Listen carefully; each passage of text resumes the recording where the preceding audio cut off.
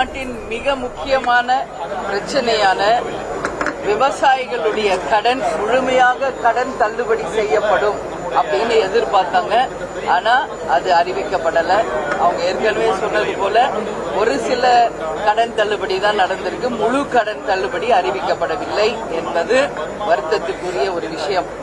அதே மாதிரி நான் ஏற்கனவே சொன்னது போல நீர் மிகை மாநிலமாக தமிழ்நாடு உருவாக வேண்டும் என்று அதற்கான எந்த அறிவிப்பும் இல்லை.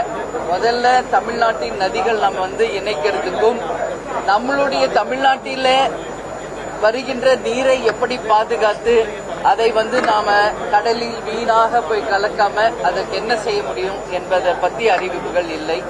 அதே மாதிரி இண்டஸ்ட்ரீஸ் ஒவ்வொரு மாவட்டத்திலும் அந்தந்த மாவட்டத்திற்கென்று சில இண்டஸ்ட்ரீஸ் நம்ம கண்டிப்பா அறிவிப்பாங்கன்னு நினைச்சேன். ஏன்னா இன்னைக்கு வேலை வாய்ப்பு தான் மிக முக்கியமாக இருக்கு.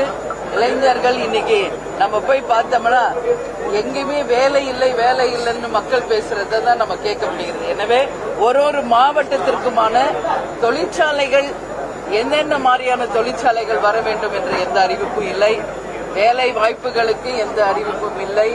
அது மட்டும் கிடையாது, 10 லட்சம் கோடி ரூபாய்க்கு மேல கடன்ல இருக்கு இன்னைக்கு தமிழ்நாடு.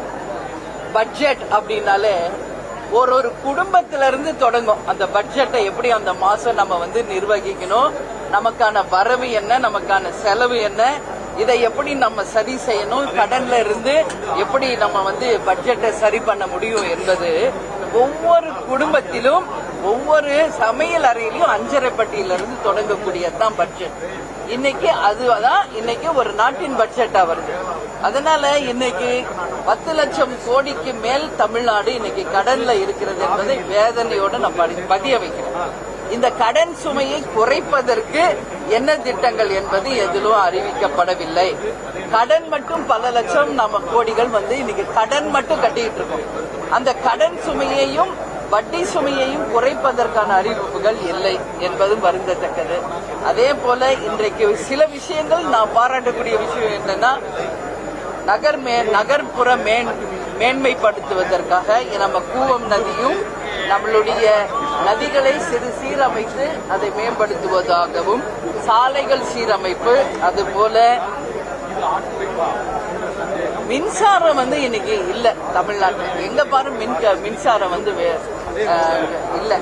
அது மட்டும் இல்லாம மின் கட்டணம் உயர்வு ஒரு பக்கம் இருக்கு. அதனால சோலார் சிஸ்டம் நம்மளுடைய நதிகளை சீரமைத்து அதை மேம்படுத்துவதாகவும், சாலைகள் சீரமைப்பு, அதுபோல மின்சாரம் இன்னைக்கு இல்ல தமிழ்நாட்டில். எங்க பாரு மின்சாரம் இல்ல. அது மட்டும் இல்லாம மின் கட்டணம் உயர்வு ஒரு பக்கம் இருக்கு. அதனால சோலார் சிஸ்டம் எல்லா இடத்துலையுமே அதை டெவலப் பண்ணணுன்ற ஒரு அறிவிப்பு. இன்னைக்கு போக்குவரத்து துறை பார்த்தோம்னா லாஸ்ட்ல போயிட்டு இருக்கு. அதுக்காக மின்சாரத்தினால எலக்ட்ரானிக் பஸ்ஸஸ் விடப்படும் என்ற அறிவிப்பு, இது போன்ற சில நம்ம வரவேற்கக்கூடியதும் இருந்தது. பட் இது எல்லாமே இன்னைக்கு சொல்லாக இருக்கிறது. இது செயல் வடிவம் பெறும் பொழுது அதை வரவேற்க தேமுதிக தயாரா இருக்கு. முதல்ல 10 லட்சம் கோடி கடன்ல இருந்து தமிழ்நாட்டை மீட்டெடுக்கணும். வட்டி மட்டும் பல லட்சம் கோடி நம்ம கட்டிக்கிட்டு இருக்கோம். அது நம்ம சரி பண்ணணும். வரவும் செலவும் இன்னைக்கு வரவை விட செலவு அதிகமா இருக்கு, கடன் அதிகமா இருக்கு என்பது வருந்தத்தக்கது.